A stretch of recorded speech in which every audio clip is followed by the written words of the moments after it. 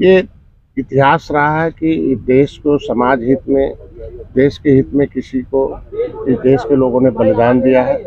मेरे पिताजी सेना में सूबेदार रहे, मेजर भी रहे और उन्होंने भी बलिदान दिया था देश के लिए। उनको आज हम समाज के लिए, अपने समाज को हितों के लिए छोटे छोटे बातों को बलिदान तो करना ही पड़ेगा। आपने देखा होगा, मैं 3 दिन से दिल्ली में था और दिल्ली में शीर्ष नेतृत्व से बात हुई और पूरा अपने समाज को भरोसा दिलाता हूँ कि जो आज उपचुनाव में हमने चुनाव न लड़कर, लोग कह रहे हैं कि छोड़ दिया, भाग गया, बिक गए, बेच दिया, तमाम तरह के आरोप विपक्ष लगा रहे हैं। हमारे लोगों के अशिक्षा का लाभ उठा रहे हैं, जिन्होंने उनको सुख से या समृद्धि से, विकास से कोसों दूर रखा।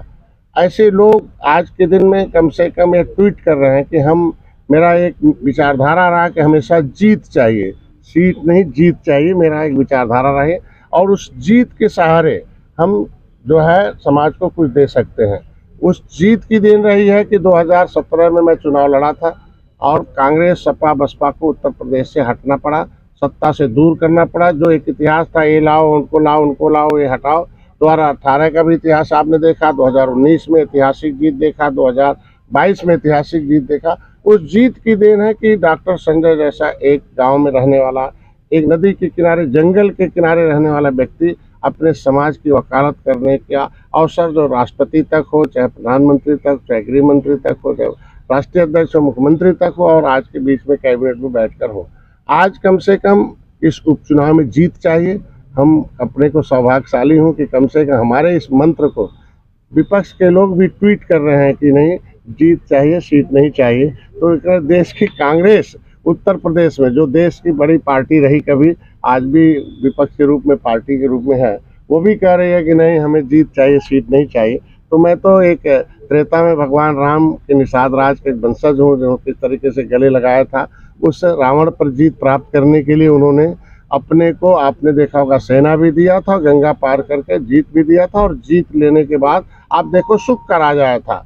तो सुख शांति चाहिए, फिर से निषादों का हक चाहिए, उसके लिए हम जीत के लिए आए हैं। हमने भी दिल्ली में बैठक हुई और मैंने उनसे बता दिया कि जीत के लिए एक ही है कि हमारे समाज के लोग जो है एक तरीके से थोड़ा गुस्से में है। उनका एक कांग्रेस ने, सपा बसपा ने इनके आरक्षण के मुद्दे को लटकाए रखा और हम लोग भी आए और यहाँ भी अभी तो केंद्र राज्य में सरकार है, यहाँ नहीं हुआ। मैं बधाई दूंगा राष्ट्रीय अध्यक्ष को। उन्होंने कहा, मैंने उनको याद दिलाया कि आपने कहा था बड़े बड़े जो काम हैं, धारा 370 और जो है राम मंदिर है, ये काम हो जाने के बाद, राष्ट्रीय काम हो जाने के बाद जो अर्थव्यवस्था का, हम लोग निश्चित रूप से इसे विचार करें। मैंने उन्हें याद दिलाया कि आप 10% अगर हम पक्षधर हैं कि अपर कास्ट के जो कमज़ोर वर्ग हैं उन्हें दे दिया, तो हम सताए हुए लोग हैं अंग्रेज मुगलों के, पिछली सरकारों के, इनके भी आरक्षण दिल्ली के गजट में हम अनुसूचित हैं। रामचरित्र निषाद को आपने ला के मछली शहर लड़ाया था, तो उत्तर प्रदेश के गजट में हमें ओबीसी में डालकर इन पिछली सरकारों ने हमारे साथ अन्याय किया है। हमारे लोग न्याय के लिए, हमारे माननीय योगी जी आवाज़ उठाते रहे, वो वीडियो चल रहे हैं, तमाम विपक्ष उसको ट्रोल कराता है कि हमको छोड़कर आप आरक्षण के लिए गए थे, तो अब क्या हुआ आरक्षण का, तो उस पर हमारे समाज के लोग पीडीए का हिस्सा बन जाते हैं थोड़ा बहुत कहीं, और इसकी वजह से आप देखो पिछली बार आंशिक सफलता मिल गई 2022 में। तो मैं इतना चाहूँगा कि आज के दिन में जो बातें हुई हैं कि हमारे इस आरक्षण के मुद्दे पर पहल होगा, बैठक होगी दीपावली बाद। दूसरा, हमारे लोगों पर मुकदमे थे, हमारे लोग समायोजन है।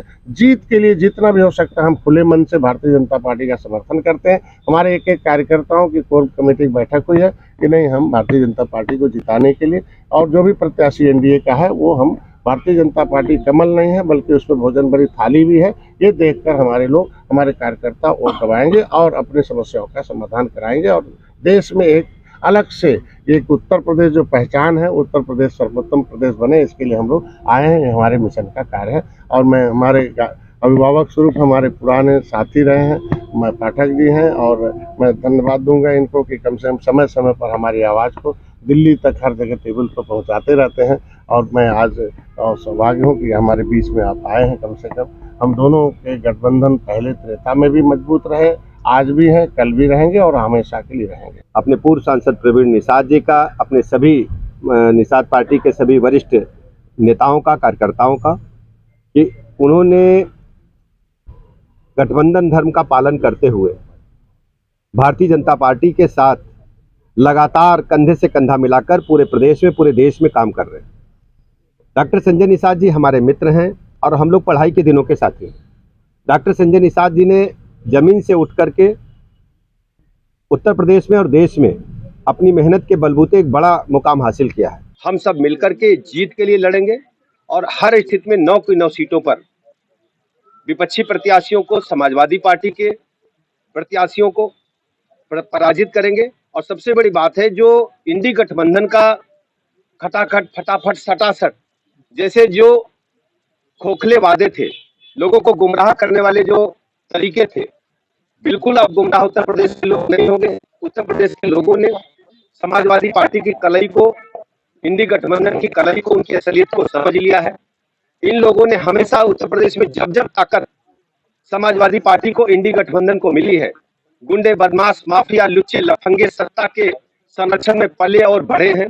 कमजोर तबकों पर अत्याचार, अनाचार बढ़ा है।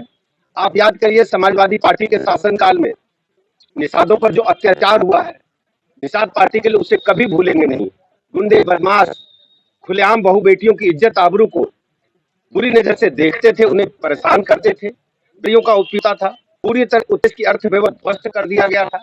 आज हम कह सकते हैं गठबंधन सरकार प्रदेश में इसी तरह विकसित की तरफ उत्तर प्रदेश के साथ आगे बढ़ रहा है। सर्वाधिक एक्सप्रेसवेज है। बिजली के मामले में 30,000 मेगावाट बिजली प्रतिदिन कंज्यूम कर रहे हैं। पहले ये 20,000 का आंकड़ा आते आते हमारे संसाधन हारते थे। शिक्षा के स्कूल हो, चाहे उच्च शिक्षा के स्कूल हो, चाहे स्वास्थ्य से हो, और के राज्यों के छोड़कर धीरे नंबर राज्य के बढ़ना प्रारंभ किया है। बड़े बड़े उद्योगपतियों का मुकाम अब उत्तर प्रदेश हो रहा है। प्रदेश तेज पूरे राष्ट्र में एक आगे है।